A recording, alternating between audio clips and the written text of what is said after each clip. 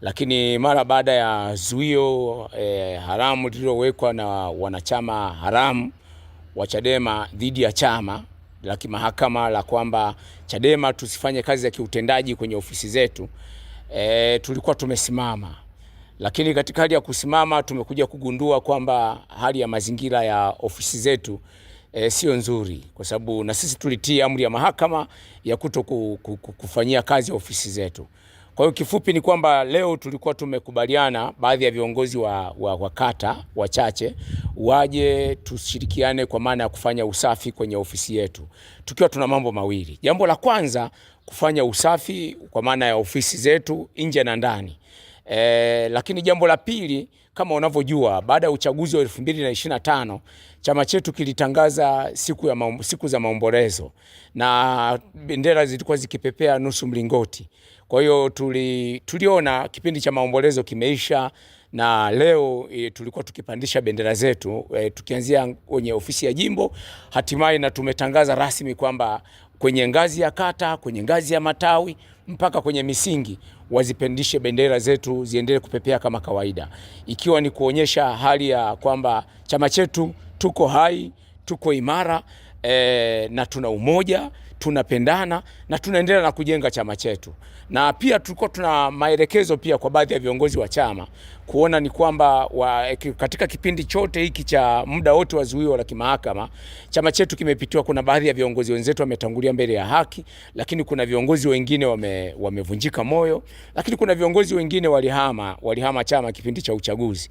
Manake tumetoa maelekezo kwa viongozi wa chama kuhakikisha kwamba wanakwenda kubadilisha viongozi wengine kwenye nafasi ambazo ziko wazi ili chama kiendelee kufanya kazi. Kwa hiyo kifupi tu ni kwamba leo tulikuwa na mazoezi hayo muhimu ambayo tumeyafanya, kufanya usafi, lakini vile vile kupandisha bendera. Lakini jambo la tatu ambalo ni la kusikitisha, kama chama tumesikitishwa sana kuona miundombinu ya ofisi yetu inaharibiwa, kwamba nadhani ni watani zetu wa kisiasa wanakwenda wanapiga mawe vioo vya ofisi, wanavunja vioo na wanaangalia ndani kuna nini.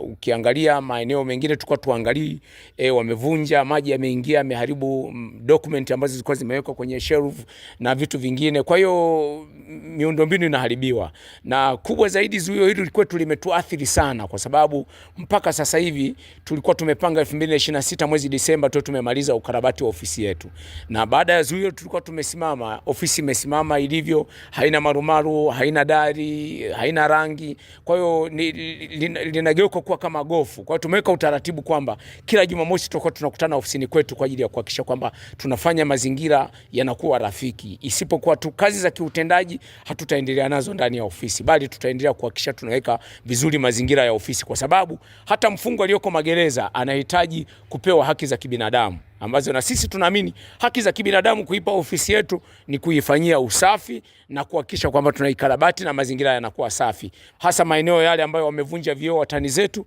Tutahakikisha kwamba tunakwenda kufunga vioo ili maji yasiendelee kuingia ndani na kuharibu document ambazo ziko ndani ya ofisi. Mipango ni kwamba sisi ni waumini sana wa kufuata sheria, kwamba kama mahakama ilivyotangaza kwamba tusizitumie ofisi zile, na sisi tutaendelea kuheshimu. Ndio maana tutaenda kufanya repair tu kwenye yale maeneo ambayo wamevunja vioo, wamevunja madirisha kama 4 hivi, wameenda wanapiga mawe. Maana yake hayo tutaenda kurudishia vioo ili maji yasiingie ndani kuharibu document. Lakini kuhusu mipango mingine ya namna gani ofisi yetu tunaweza tukaenda, tuna mipango ya kujenga ofisi za kata, na kata zilishanunua viwanja, na sasa hivi tunakwenda kuwahimiza wanachama wetu waanze kuzijenga zile ofisi. Tunaamini haya mambo yapo, yatakuwepo na yataisha, na lakini yakiisha bado Watanzania tumaini lao kubwa liko ndani ya Chadema, na ndio maana Chadema iko kwenye mioyo ya watu. Ukiwaona watu hata leo waandishi mmeona vibe linavyokuwa kubwa, watu wanasimamisha malori, watu wanasimamisha magari, wanakuja wanatoa mikono, ndio wanakuja kugundua kwamba Watanzania Chadema ipo kwenye mioyo, wala haipo eneo lingine lolote lile. Kwa hiyo kama Watanzania Chadema ipo kwenye mioyo, wajibu wetu sisi viongozi ni kuhakikisha kwamba tunaendelea kuwapa moyo na tunaendelea kuwapa matumaini kuona kile ambacho wanakitarajia, kwa sababu kubali ukatae, dola ijayo itaongozwa na Chama cha Demokrasia na Maendeleo, Chadema. iwe unataka iwe hautaki.